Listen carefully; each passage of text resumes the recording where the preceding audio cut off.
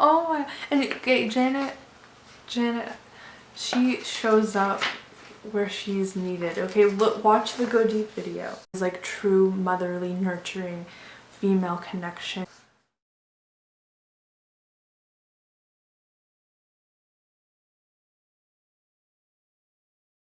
To you, Janet, if you're out there, I loved meeting you. I'm not sure why we met, but I do know why we met, and this is for you because I did promise I wouldn't tell, but I just feel like it's so freaking cool and exciting, and life is short, and just like you said, we do what we do in life, and I'm led by an inkling to post this, and so if you do see this, I just want to let you know I feel you too, and I'm really grateful and thankful that and bedazzled, no, what's the word, I'm taken aback by all of the magic.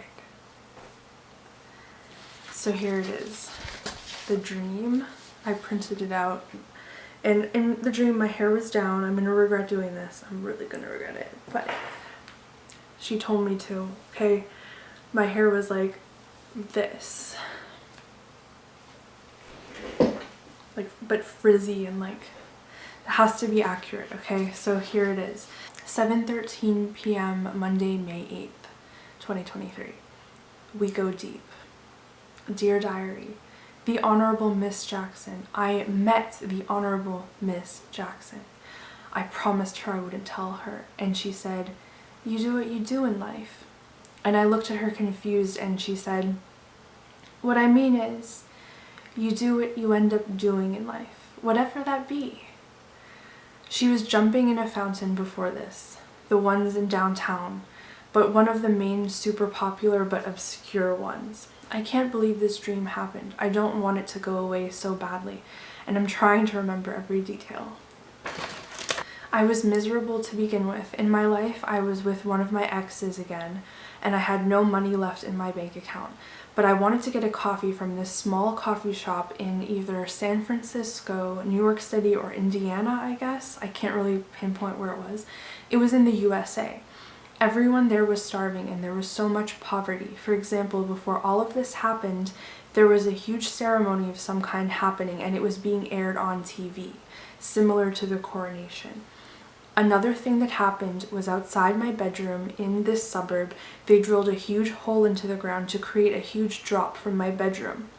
So our houses were up high, like on condos, or we were all living in condos at that time in a citadel. And below was water and an ocean that had flooded all the way up to the shore. And our houses here in the suburb were the tip of the shore, with sea animals and sharks down below swimming. I knew there was no time left, and eventually we'd meet these sea creatures face to face since the water was rising. I was so scared that time was running out and money was very hard to find. It was such a scary time. There were also sharks that I could see from my window that were swimming around. I was like, eventually you're gonna have to swim with the sharks or meet them because they're right up close to the street level. There's a part about her asking me how to make money, and our family needed money so badly, and we were driving in a car, and I was with a bad boyfriend, and we were parked crooked and went into this store, this convenience store, just me and him. My hair was puffy and blonde, and I was wearing a purple dress. Okay, not pink. Okay, I was so close. With something super fun and flamboyant.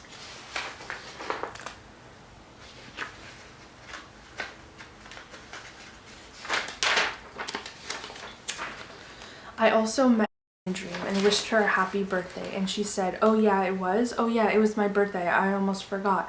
And interjected saying that she had an idea for me and my ex to all have a birthday celebration and talk on the back lot of Havergal where the benches are and have cake. I nodded my head so quickly but realized what a mistake I had made by consenting. I was so adamantly not wanting to go to my old school and sit there with this person. Back to the cafe convenience store. We were discussing money. I was so depressed talking about it here, and I even remember the weird people I was interacting with and paying and losing money to, and these strange people I was forced to interact with because my having to talk to them and spend some kind of time with them, and I was so miserable. There were all these strange people in different places we drove around to delivering money, and I had no money to myself, and we finally got to this cafe I wanted to visit. The man was closing up shop and he was very preoccupied. He was either Sri Lankan or Filipino, but I don't remember well his face. We spent hours in that cafe just checking my phone and transferring money. My ex went back to the car to make phone calls, and I would browse the small cafe, looking at the little gas station things like gum and like, I don't know, like packages of things and chips and stuff. The TV was on and we were watching this ceremony take place. Other people came in the coffee shop that were purchasing, but they stood around and started watching the TV too. There was an area where you buy things, browse, and go to the counter for lottery tickets, gas, gum, chocolates, chips, and household necessities and items. There was a washroom and it was very clean but old. There were benches set up for eating and a TV, and the area on the right was more spacious next to the counter where you pay. There were windows and the sun was setting, just like now when I was writing it. The dream felt so much like the hotel downtown on my birthday, which now feels romanticized. People kept zooming by my window and beeping and distracting me as I type this. Why? Like the fourth time it's happened since I started writing. Okay, this spacious area, yes. There was also a backroom door to the left of the counter, and that's where the kitchen was.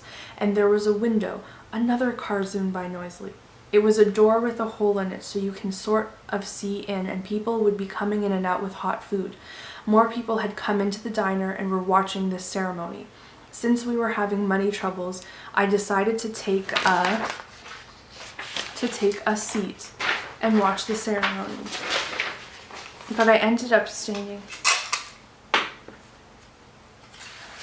decided to take a seat and watch the ceremony, but I ended up standing in front of the TV screen with a clear view. As for the TV program airing in the diner, it was really a war between the good and evil. They were trying to catch the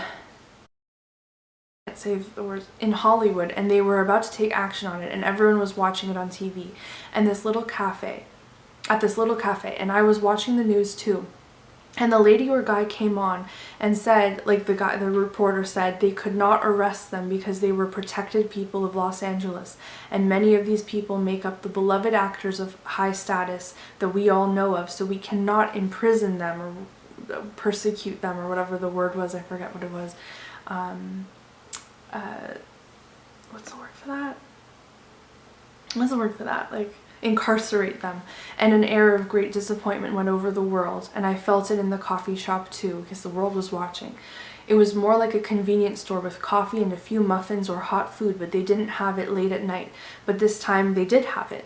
I remember what the store looked like in my mind's eye, how it looked even like we were in San Francisco, since Janet did mention that at the end too. She actually mentioned that in the dream, which is so freaking cool. Okay. Because outside of the coffee shop there were huge hills and everything was slanted and positioned on a hilly slope. The coffee shop was also positioned that way. Everyone in the shop sounded discouraged and upset with the final decision that was made by the courts. Oh my god, it just looked like she is in NYC.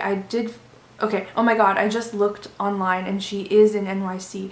It did feel like a big city. I will explain later. That was my first guess, NYC in some fountain, but she mentioned San Francisco at the end and smiled as if I would get it, and I lied pretending I heard her or knew what she said, and then I had to leave. As she was driving off in the car or limo, we crossed an intersection and I saw the lights behind her blur. Okay, this was like, I'm getting out of order here, but I saw the lights behind her blur, behind her face, and these big signs and billboards behind her.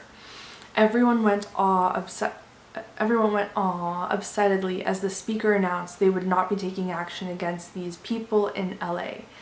I hadn't a clue what was going on, but only figured out so far what it all was. It is just crazy that her concert right now is starting soon, and it felt like she met with me before her concert started. She is on stage in 2 minutes. It's 7:43 p.m. right now. What if she is looking up my YouTube? I told her I was on there to stay connected, but no need to follow me. I knew she knew me, and she knew what I was talking about, and she understood on a deep level why I was talking to her, and maybe even I did not know why we were talking in that way.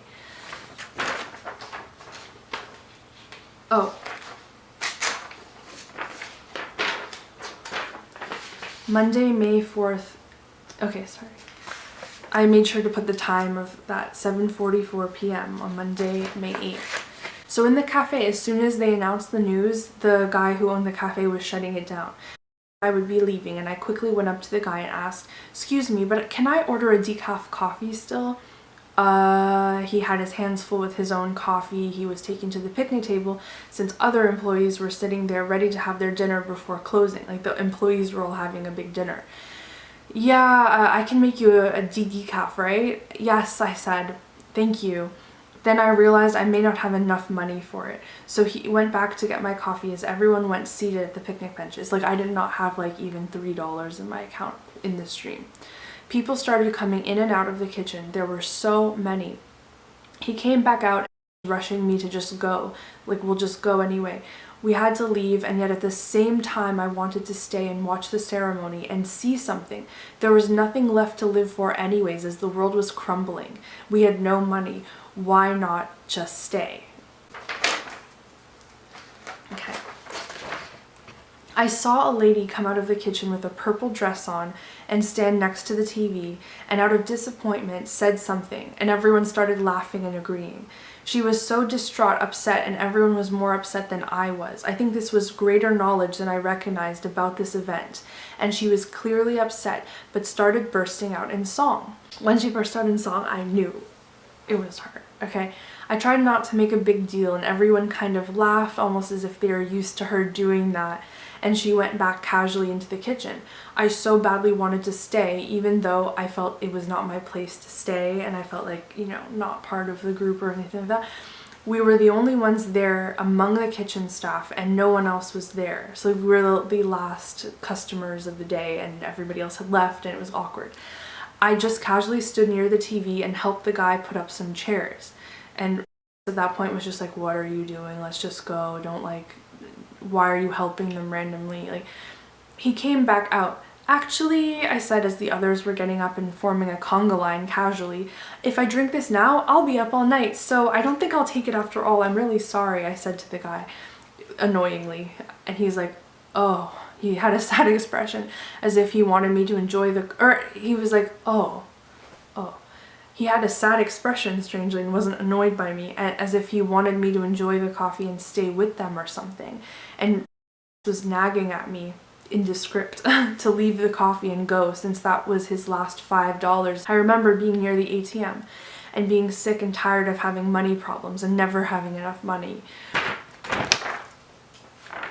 I was so just tired about it. Like it was just the billionth time having more and more money problems, not being able to handle finances. I'm just like, I'm just sick of this.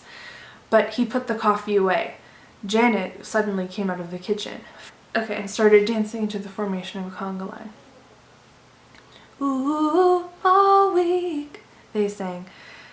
"Cash my check, I'm ready to go. Promise you, I'll show you such a good time."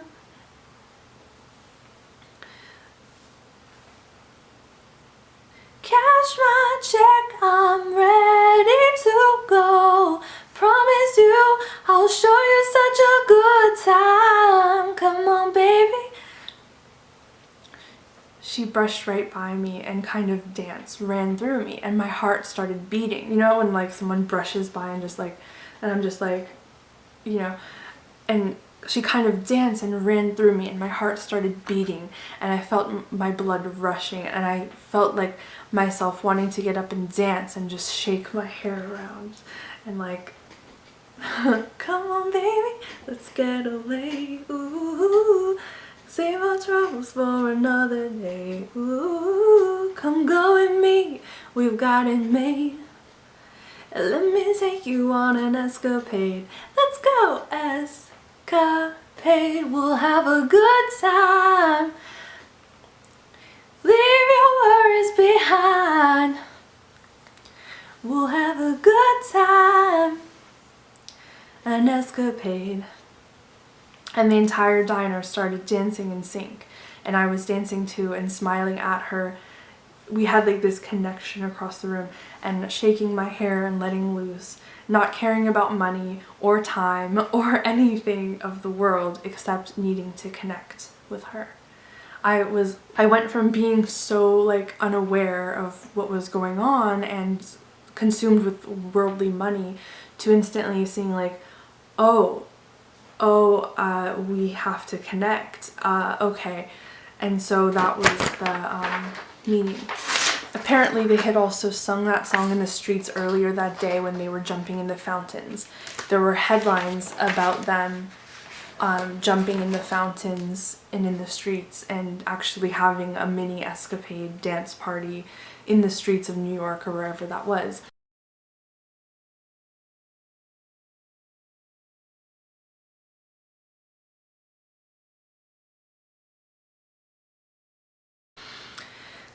And they also sung Go Deep,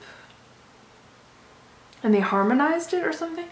There were other female dancers, and everyone was whirling around. It was hard to stay focused, but I knew who she was and was surprised to see her there. She just wanted to keep dancing and singing, and that's all that they wanted to do, was just dance and sing and rehearse and get the energy up. And it was kind of like, no matter what happens, whatever goes on in the world, whatever money problems, whatever this thing happening on TV, we are going to dance till the end, and we're going to feel that energy, because that is the answer. She just wanted to keep dancing and singing, and they all sang so well in sync. It sounded like the dancing and singing, and they all sang so well in sync. It sounded like the actual recording, harmonized, and their moves were all perfectly syncing up like a dance team, that it felt like an actual party being with them. Now this was all a cappella and all harmonized, and the weird thing is like at concerts like that, they don't have microphones for the backup dancers. They wouldn't. It would be way too, not precarious, what's the word? It would be way too expensive, and it would be way too, I don't know what the word is, extravagant. It would be too extravagant to have all of the backup dancers knowing how to sing and harmonize. But they did this as if it was like a real quality performance that doesn't happen in this time and age, okay? Because there's too much, there's so much talent that goes into that. Not on Janet's part, but on like the backup dancers, you know? Like, I realized what she was doing. Like, I really just want to put emphasis on that part, because in the dream it was like they all harmonized so well, they all danced together, they were so in sync with one another on a feeling level, rather than on a mechanical, like, let's go to the gym and have a personal trainer. Like, it was on a level of like all from spirit, and it was all like these spirits connecting this perfect way. And my camera keeps shutting off the video while I'm talking. Like, Janet just said, "I hope you clean all this up," referring to, oh yeah, I hope you can clean all this up. She was changing the energy from bad to good from the TV ceremony. She knew how to do it and was reversing it. She was transmuting it. I kept dancing and trying to catch her eye with my dress, my hair, and my dance moves in like a feminine way, connect two good feminine spirits connecting, rather than the toxic femininity that we have nowadays, and the ferocious, like, one-upping femininity. It was like true motherly, nurturing female connection between two pussycats. And but she was already locked. Oh, okay, let's go back. Okay. I kept dancing and trying to catch her eye with my dress, hair, and dance moves, but she was already locked in on me and wanted to come talk to me. So she was already watching me before I noticed her, which is interesting. Because if I was really one of those obsessed, crazy fans, it would be the opposite, wouldn't it? I would be trying to talk to her. And she was dancing and had a break. And she came closer to me and brushed by me indirectly, like, "Oh, excuse me," like that. And I said, "Do I know you?" Like, I smiled and emphasized. Okay, let me redo that because that wasn't accurate. But she brushed by me and I'm like, "Do I know you?" And I just like laughed like that, like in like a way. And she put her hand on my back and smiled and laughed and did not answer me. She just smiled. She's like, I can't do it because I'm bad at impersonating other people, but she just smiled knowingly, didn't say yes, didn't say no, and just looked in my eyes. You put your hand on my back and smiled and laughed, and you smiled subtly because I know you might be watching this video. Most definitely. And she didn't answer me, and I was happy because it's like, she definitely does. As if subtly hinting that we did in fact know each other. Walk with me. I can't do her impersonation. Please stay with me, okay? I'm trying. To her bandmates and the backup dancer guys, but slowly as we walked, we were alone, walking together and just smiling back and forth at each other, like smile, smile. It was like very like otherworldly because most people don't just stand and stare and smile at one another. They talk, right? But this wasn't people. This was us talking, and so it was like having that like back and like this smile back and forth, like, and I just couldn't believe it. Like as we were walking, we didn't have to talk, we didn't have to say anything, we just talked with our energy, and it was just beyond me, and it was like that's everything. Like it was meditative, it was interdimensional, and like all I could see was the asphalt beneath my feet and at the parking lot that we were walking through, and I'd look up at her for a second. It was dark at that moment, it was like sunset, and I would look down at the asphalt smiling, and I'd look back up and see her. So it was like that was what I was seeing in my vision. Girls are just so toxic to one another, like females. There's no such thing as female connection anymore, and that's why I'm trying to make this video, because I do believe that there is like there's sometimes, yeah, like there could be female connection, and just not the kind of camaraderie between females that there used to be, that used to exist, and connection in general. So walk with me, she said, and I did, as she chitter-chatted to her band, and she was fixated on me. It was as if she wanted to meet me as much as I wanted to meet her. I'll never forget this moment. As we walked, we were quiet and did not talk at all, but kept smiling and looking at each other. One of us would smile,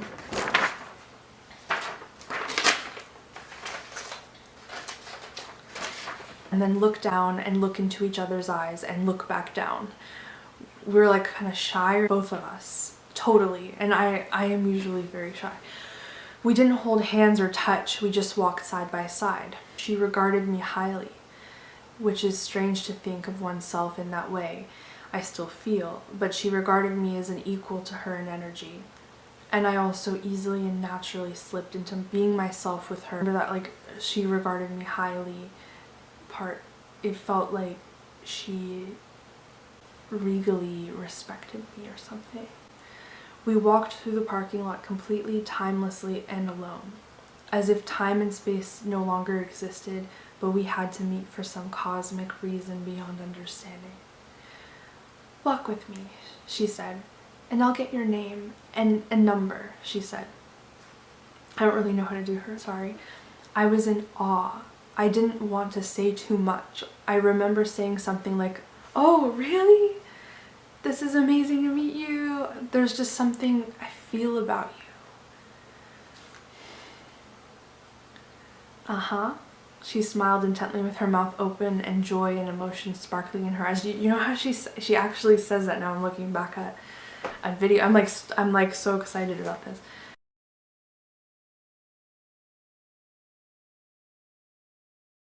In videos you can see her saying that like or having that kind of like way of saying uh-huh. Okay, sorry, moving on. Do you feel it with, and I said, do you feel it too with me? And I put my hand on my inner raw cleavage like I do when I'm being heartfelt. Yeah, that's true. When I'm feeling heartfelt, when I meet someone and it's like a friend kind of thing, or like a feeling like, oh thank you, like I do that. But when it's real, when I'm actually feeling like the deepest emotion, I'll hook my hand onto my deep cleavage and I'll push in upward to my heart, and I went like that. I'm like, do you feel it with me too? Realization set in what I was wearing and what I looked like. My hair down, my dress, hoping she'd remember this meeting as much as I did, and that this could be what it is meant to be. It was very spiritual. And she opened the trunk of this fancy yet nondescript looking car. Okay, so it wasn't an Escalade, it wasn't a limo, it was something like a Toyota with like the tire thingy on the back. Like it was very like nondescript, like a random car. I quickly knelt down on the asphalt in my dress. And it's weird because like I was so important that I didn't mind getting my dress dirty on the asphalt, which I'm like a clean freak, like so, but I didn't care. And like I just like knelt down and like my dress touched the ground, and like I wouldn't mind even just sitting there with her. It was so, the energy was so incredible. It was still sunset out and not too dark. Oh, and also the concert was so protective, like the energy in the concert, everyone was vibing. There was so much love. I felt like there wasn't like fights and like stuff, like it was just so much love, and the energy that everyone, it felt like the most incredible experience. And then on top of that, her protective energy that I felt in this dream. I was afraid about the ludicrous and like the crowd it would attract, but like her energy was so protective that you could feel so safe there. Like even how she said at the end, God bless you all and get home safe, like she meant that. I felt that, like wow, like what is this, right? Like what, it's just crazy to me. So it was still sunset out and not too dark, but as we were walking to the car it felt dark. It was strange how the band piled into the tour bus or limo without us, like they were waiting for us. I felt really bad making everyone wait, and I said, wow, deja vu typing this. And she and I were left alone. We were parked in front of these towering buildings and this water fountain where she had danced earlier with the band too. I'm not sure if I saw it or if she had mentioned it, or if it was in the news and photos surfaced of her having the time of her life dancing in the fountains and having fun. And that's interesting because saying having the time of her life was interesting because how she said, I'm free, I'm breaking out, like without security, like that. And she chose Toronto of all places to do that. So it's like weird because it coincides, and I didn't add this in after because I'll show you here. It says the time of her life, written originally, not added afterwards. Okay, I didn't believe it. I felt like not good enough, or she expected something from me. But all she expected was me to write my name for her, oddly enough. She had this small paper with something else printed on it, like a business card, but a bit of white space, and instead of me getting her autograph, she got mine. Here you go. I'd like to know your name, please, so I can stay in touch, she said sweetly, making that S sound that she does with her teeth. It's like we had a brief moment, but also time stopped, and she made the time go slower, as if she wanted to meet me more than I thought I was allowed to. I was rushing as if her band needed her. And I was like, oh, okay, I'll do it. Like, I'm rushing, but she was just sitting there, like, in the moment, like, as if there's no other place that she needed to be or whatever. And she was in no rush at all. She was very steady and slow and wanted more time with me, it felt. And to me, that's weird because I am, like, a nobody. So, like, I don't know why she would want to spend time with me, but I think she really wanted to get it clear that she doesn't want to be treated like a celebrity. She doesn't want me to put her above me or put myself above her, or, you know, have any kind of dynamic like that. It was just two beings on one level. And she really didn't want that whole, oh, Miss Jackson, like, she didn't want it to be like, she just wanted, I'm Janet, like, hi, like, in that way. So your name is Tanya or Tanya? She emphasized tan and looked at me into my eyes while I spaced out saying my name to her. And because I was so overwhelmed, I was just like, okay, Tanya. I couldn't believe it. I literally spaced out because I couldn't believe it, and I didn't know how to take this moment, and I felt fake almost. It's like she recognized me by energy signature and dancing over anything material such as my name or what I looked like. She recognized my energy. Yes, Tanya Katherine. Tanya Katherine, she rushed. Wait, I got you. Look. She wrote my name slowly, T-A-N, and did something that I cannot replicate. She titled the T, and in the empty space behind the T, like the invisible space behind it, she connected the A and the N as if the A and the N were angles. She connected the A to the N as if the A and N as angles were already in the void of space around the T. Oh my god, I did it right now in my diary, and I wrote it in my diary. The thing is that the lines that she drew for T-A-N became these like silver threads that went into the like inner dimensions, and I saw the like dimensions open up in the way that she wrote my name. See, I didn't write my own signature like as if it was an autograph. She wrote my name, so it was like kind of like a twist. And it appeared in my eyes, and my eyes widened, and I got chills. I'm getting goosebumps, chills, wow, I exclaimed, seeing her write tan like that, and I showed her. I'm like, I'm getting goosebumps, like look. She knew what she was doing, and she had abilities to see the unseen, which she revealed to me by that code. See, like her revealing the T-A-N as an angle or something, or like as behind reality, was her revealing the code to me that she knew me. So Tanya, she smiled and looked in my eyes. She kind of like released the like in a meditative way, like, Katherine, yes, please do remember me. Just know I will not post this anywhere. It means too much for me. I feel bad posting this. I promise I will not post this or tell anyone about this, I blurted out as she folded the paper I wrote on. Oh, I wrote on it? Oh, yeah, she wrote the T-A-N, and then I wrote my name. She's like, so Tanya, and then she gave me the paper.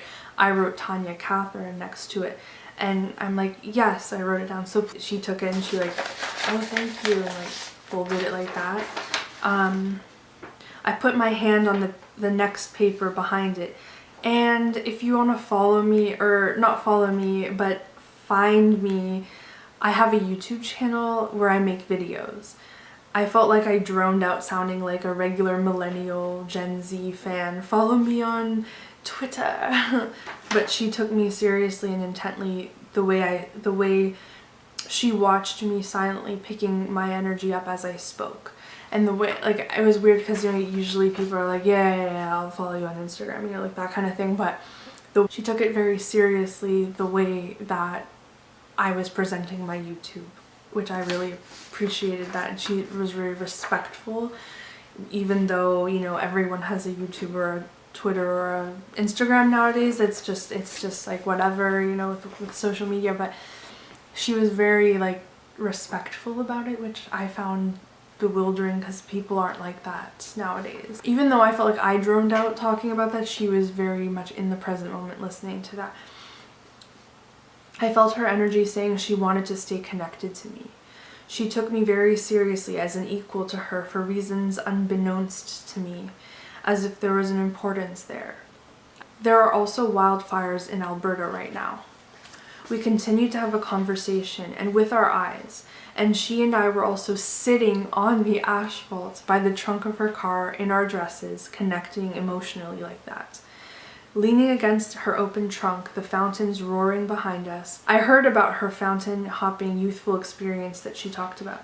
I kept repeating, Like I said, I will not tell anyone about this. And she smiled and nodded. Our conversation proceeded, and I told her how I didn't want anyone to know I liked her music in college because my favorite song was Just a Little While, growing up on that Now 9 CD in 2004. Growing up, and I didn't want my parents or friends to know how pretty I was. And I offended her a bit because her smile dropped a little bit, you know, saying that. I'm like, I don't want anyone to know I like your music because didn't mean that or anything, but yeah. And her smile kind of dropped a little, but she rolled it off. I got you, girl. And she also mentioned something about San Francisco, and she said it so quickly and so well spoken and advanced socializing skills I didn't have that I couldn't really hear her. Maybe because her voice also was so soft. Now I'm in retrospect, like, you know, looking at the videos I've looked at, she has a very soft spoken emotional voice. So I didn't have that, and I couldn't really hear her, but I nodded anyways, worried it would affect our connection if I stopped to be like, oh, what did you say? If I didn't understand, and so badly wanted to pretend that I understood what she said. But she looked at me knowing I didn't get what she said, and she knew I was lying, LOL. So that's really cool, because in the dream, like she knew I was lying, which is just like, it was just too realistic to not have been real. It was so weird, right? Like weird in an amazing way. Like it was the most exhilarating thing ever. Like I don't know. Okay, so random too, because like I'm not a huge fan, and now I think I am. But like I was not a huge fan. I was aware, but not like, you know. It's so crazy.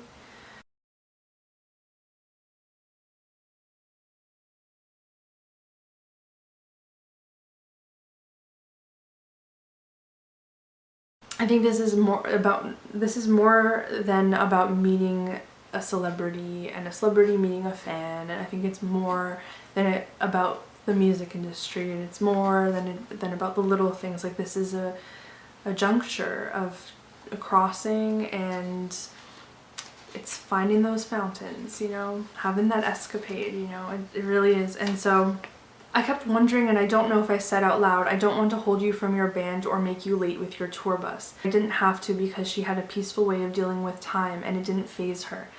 Really. I asked, so you're going to San Francisco next? Just making small talk, but I was not sure how to small talk past that. Our eyes' connection continued on because we both had to leave as the sun was continuing to set. I just remember sitting there with her by the fountain, and with the trunk open, and feeling so much warmth from her. She's had an emanating energy the closer you get to her, wanting ever so badly to dance and sing with her. I didn't want anything else really, other than looking in her eyes and feeling her energy field. Her field was so electric and good. I remember feeling so safe with her. She had the ability to freeze time and encapsulate or captivate and activate your energy, to protect and keep you in this frequency that was warm and good amongst evil and worry. She was, and I know she remembered me and knew me to be the same. I thought about my friend, her Corinne Bailey Rae album gift to me, and how my friend Emma gave me Florence and the Machine. I remember how I told one of my friends, I'll think over it if I feel it is safe to go to the concert, and nodding in a knowing way, like I'll figure it out if Janet is cool or not. This was a huge confirmation of just everything, free-flowing to meet notable people. It's crazy how I was thinking not too long ago about the song They Don't Really Care About Us, regarding me being sick. I told her I was thinking about that. I was driving around after I was feeling a little bit better when I was sick, and I was like, oh, they don't really care about us. I'm thinking like nobody understands how I feel and like how sick I am in the hospital, and they don't care. And I told her once again, back to the dream, I told her once again, I will not share this or tell anyone about this. And she looked down with a twinkling smile and up at me again. Well, okay, again. Well, you do what you do in this life, she said, and I didn't understand. I mean, she smiled sweetly. You live your life and you end up doing what you do, and it happens. And I agreed, and felt her energy so strongly. She didn't rush or pack up, just take off and go away, right? So excited, so excited about this. She lingered, she kept the conversation going, and she was wise. She folded the paper slowly in her hands. She had long nails, like those long manicured nails, and very good energy hands.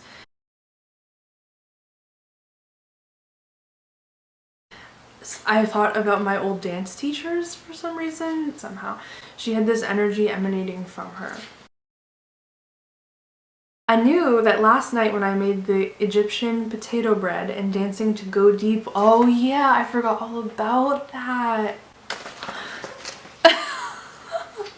Oh my, and okay, Janet, she shows up where she's needed, okay? Look, watch the Go Deep video. If she's invited, she shows up. Like, what? I need to just stop second guessing myself, okay? And dancing to Go Deep while I made it, and had something to do with it all. Being able to feel her energy just from that song and dance like I mean it in the kitchen. Yeah, was everything. I was just dancing along in a dreamy state to that song after I cut myself accidentally from the knife slipping, and you know, like when you cut and like the knife is dull, and I was trying to cut into like a potato. I was trying to take the peel off the potatoes from the potato bread, and it slipped and cut me a little bit, and I was and even after that I was just falling into the pleasure of the music to heal like the energy from being sick before that and everything, in ways that Michael did too. I know. Janet also reminds me of garnet. I don't know why that word popped up. We have the same hair texture also, or similar, about the concert, thinking like, oh, I couldn't go to any concert alone, especially like, you know, something like it would be risky and scary at the ACC or something like that to go. So I can't go to Janet. Like, I was too afraid, and then I ended up going, and the dream, like you know how when you have a dream about something, it's not the same in real life, and I knew that. I'm so aware of that I don't believe dreams when they're really good like that. But this was different. It was the same in real life. She had this same protective energy. I knew nothing about this woman, very little about this woman. She had the exact same energy in the concert, on stage, and in her music, and in the way she spoke as she did in my dream. That protective, subtle, gentle, it's all so mind-boggling. So being afraid to go to that concert was silly, because that's the most protective energy to be around. And yeah, so that the protective energy that she has is very sensible. It's very easily sensed. Okay, it was more myself that was in a rush than her, and I had to get back into my body. It was most magical meeting the honorary, legendary Miss Janet Jackson on the asphalt beneath her car, our legs curled up, smiling and giggling like schoolgirls, writing my name to her excitedly, and her knowing I was Tanya Katherine, and that she could look up my YouTube channel to find me again and connect. Now her music will have a different sensation playing it, and knowing I can connect with her easily and effortlessly through her music and our dance. What a dream. Now when I make videos, I will envision her watching them and holding myself in a way as if the world is watching, irregardless of my channel reaching small. Lastly, I cannot believe all this has transpired, including the king. We are under kingship now, like medieval times. Never in time before 1950s has this been the case. Absolutely historic. The last part of the dream, okay, so I just have to say I'm missing a little part, but after that part we were all of a sudden I was in the limo with her. There's a guy off to the right, like a security guard or something, and then I was on one side with the window behind me, and she was on the other side with the window behind her, and there were these lights flashing, like it looked like we were at Young and College, like that area, and like there were like these lights behind her, unless we were in New York City. I think we were in New York City, and there are these just lights, so we must have been going through Times Square or something, like I don't know, but there were lights and big signs behind her lit up. The last part of the dream, after she said that about life and living, we were in her limo and the lights and signs of the street were flashing as we crossed an intersection, and she was smiling at me across the seat in the limo. I knew I was protected, and so was she. I remember that out of the entire dream in the fountains, I remember her looking at me in the limo the most. Like, I remember her looking at me in the limo the most. Like, that, like, she smiled. She was just, like, looking out my window or out, like, on that side, and she just, like, smiled at me, like, knowingly, like, this quiet, meditative, like, just gentle, like, chill, like, smile. And, like, a knowing smile, like, this was the weird thing that I noted after. It's, like, the smile that she had was, like, you don't know who you are, and you don't know what I know, but I know. And, like, that was the message I was getting. I was very, like, I'm, like, very, like, anxious and, like, okay, like, I gotta leave you alone, like, I'm gonna go now, and, like, you know, and she was very, like, it's so good to meet you, Tanya, but you have no idea, who, like, what's going on or who you are, do you? Like, so that was really interesting and notable and, like, strange to see mirrored back to me. I knew I was protected, and so was she. The feeling of us coming together as two beings meeting in that way was beyond material words. The good energy and essence transferred, and the feelings that transpired between us glowed and glistened. The last visuals I remember of her were her smiling in her limo, and both of us being in the moment. And me seeing this clip on the red carpet, kind of like the MMVAs, where she was in the fountains, and me thinking I flew up into the sky. How nice it was to meet you, Honorable Miss Jackson. It was an honor. That I had those words in my head, like saying it to myself or something, as I, like, was, like, flying up back into my body at home. And I saw a reporter and an old and white reporter saying that Janet Jackson was to be performing in fountains in the background. Performing in Toronto or performing in New York. I remembered her smile as we were driving away. One word to describe it was present. In italicized. I italicized that. She looked thrilled, excited, bubbly, happy, joyful, and present as she looked at me and smiled, and then out of the window of the front of the car that was driving us. Know thyself. And also this makes sense why someone feels the way as about her songs. It also makes sense how platonic this was. And it was incredible. There was so much of an energetic burst of connection. I also have brushed my hair since, but I woke up with my hair in that tangly, thick bob. Same as the dream. I feel like I was wearing the Nobody Wants to Be Lonely dress. Winky face. I got you. Yeah, like I was also wearing this when I was searching at the fountains. What a dream. And that's the end of the dream. I loved it so much. It was so much fun. Bye. And Jen out. She's gonna ride with us to dinner. He goes, how? So we just snuck Janet out of the hotel, and we're going to our hotel so we can go to dinner and then go to a club, and we didn't tell security. So now we're in the Uber and we're gonna have a wonderful time. Free.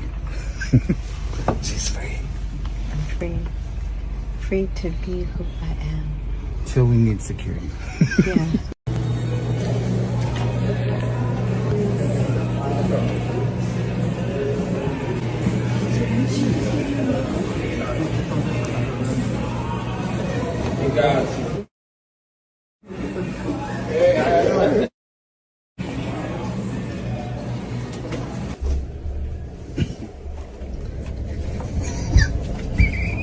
I feel like we were doing something bad. I feel like we're in high school. We snuck out. We did. Yeah.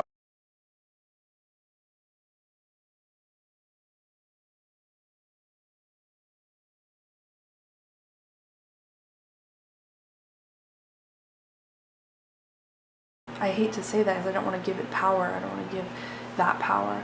But the point is, what I'm trying to make is, what else have you been told to believe that isn't true? What other things have you been lied about by others?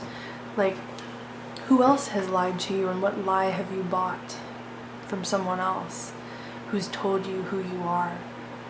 That's my question.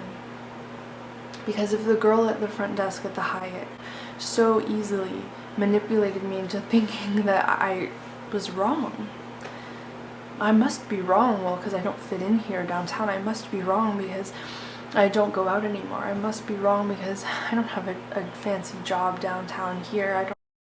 Two of my few jobs I've ever had were actually downtown Toronto. So I did work downtown previously, including I worked like around the corner from the Hyatt Hotel when I was doing real estate at Keller Williams, when that office was there, the Referred Urban Realty office on King Street West. So I actually did work downtown quite a bit. So I gotta give myself credit for that, okay? I don't know what to think or whatever. I must be wrong that she didn't, this wasn't the hotel when everything else adds up. Why do we not believe that we know ourselves to be correct about things that are undeniably, which is one of the names of my eyeshadows actually, undeniably correct about? What lie do you buy? And who has lied to you to the point where you believe them of that lie? Who has lied to you and told you who you are? And why did you listen to them? Who have you listened to who has lied to you? And what lies do we buy? Because people tell us lies. And we are the only ones that know the truth. And we have to believe fervently and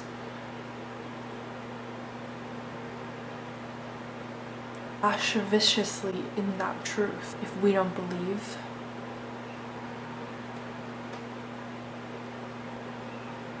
then we'll just be lied to. And we'll believe that instead. We have to believe our truth. There's no other option. If that girl could so easily lie to me to my face, and I kind of believed it, what else have people lied to me about that I kind of believed? And that's a consent form, by the way, by believing in them and by believing in their lies over our truth. Think about that. Let my mistake of believing her be a lesson to you all watching this. If I was so easily fooled, yet so strongly and fervently knowing the truth, if they can get to me like that, I can't let that happen again. We cannot let that happen again. Because that's their exact position. Lie to the people. 2 weeks ago I watched the video of me going to the Culture Club concert, standing out in the, backstage.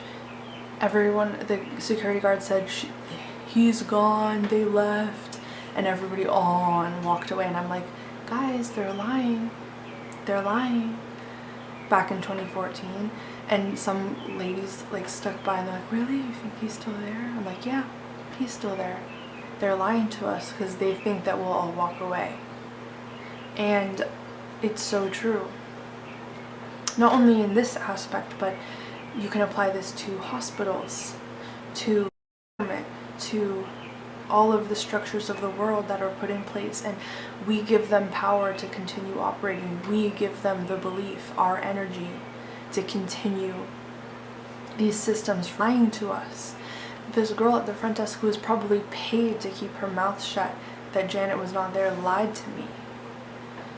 And who else has lied to me? And who else has lied to you and to us? Because they have lied. And my mom is one of the, my mom passing away at 14 years old, my eyes were wide open for what these systems of the world are. If my mom passed away in the hospital and she was working for the hospital. That really showed me where we are, what realm we're in. And 9/11 was another one of the indicators. Was it 9? Yeah, it was 9. I was checking. 9 years old. You know, the Twin Towers. And I'm like, we are not here, are we? Oh shoot, we're here. And yeah, this isn't a fun place. And yeah. So if we know this, don't let them lie to you. Don't let them lie to me. Know who you are. Know what you feel. Know what you believe. And believe fervently. And keep your eyes open. And believe in yourself, because you can crack the codes. You are a code cracker. You're born to do this. And you know it. And there's so much more. Don't ever think that's just the 2D reality that we see. It's like a flat reality. There's so much more. Don't ever forget that. Not with me, not with you. Go. Go and do it. Do what you need to do today. Don't let anything stop you. Don't ever stop feeling this way. Don't ever stop going interdimensionally. Don't give up on yourself. Don't give up on me.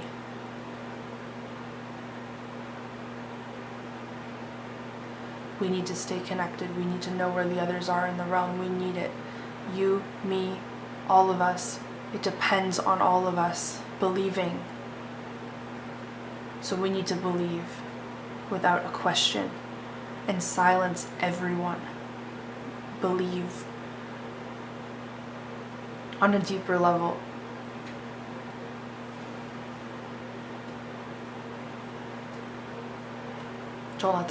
Don't let them take that away from you. Speak in tongues. And we're never gonna survive unless